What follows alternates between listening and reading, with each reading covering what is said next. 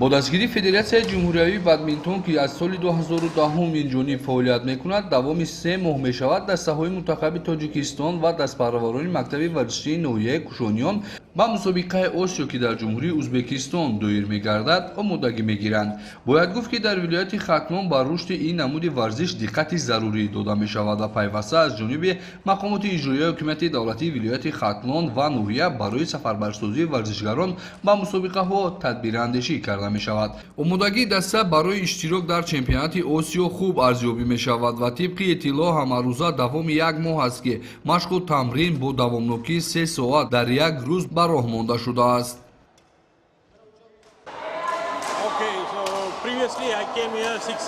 6 سال پیش به تاجیکستان آمده بودم و مهارت بازیگری ورزشگران تاجیک رو دیده خواهشی به کشور شما آمدن رو پیدا نمودم. خواستم به دوستداران بازی بدمینتون جهت آموزش همه‌جانبه نزدیکی‌های این ورزش کمک رسانم و اینک طی چند مدت است که با گروه این ناحیه مشق و تمرین میکنیم. نزد خود هدف قرار دادیم که در چمپیونات آسیا اشتراک فعالانه ورزشگران را تامین نماییم.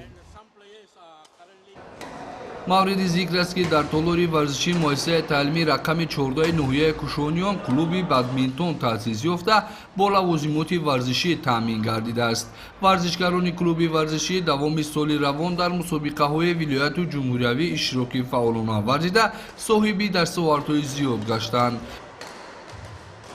من عبدالرحیم فاضلجان ورزشگر از ولایت ختلان طول 8 سال می شود که در این نمود ورزش مشق و تمرین میکنم. من در مسابقه های ناحیوی ولایتی جمهوری و حتی بین المللی اشتراک کردم و من در چمپیونات آسیا در 3 بار چمپیونات آسیا شد که من اشتراک کردم و در آنجا سزاوار جای سوم گشتم و باز در دولت قزاقستان مسابقه اورو آسیا برگزار گردید. من در که آن از 4 دور عبارت می باشد. من در 2 دور آن اشتراک کردم و 2 دور از گروه خودم سزاوار جای اول گشتم. ماه اخیرای سپتامبر در دولت ازبکستان چمپیونات آسیا می گردد و من می خواهم در آنجا اشتراک کنم و پرچم برداری دولت خود گردم.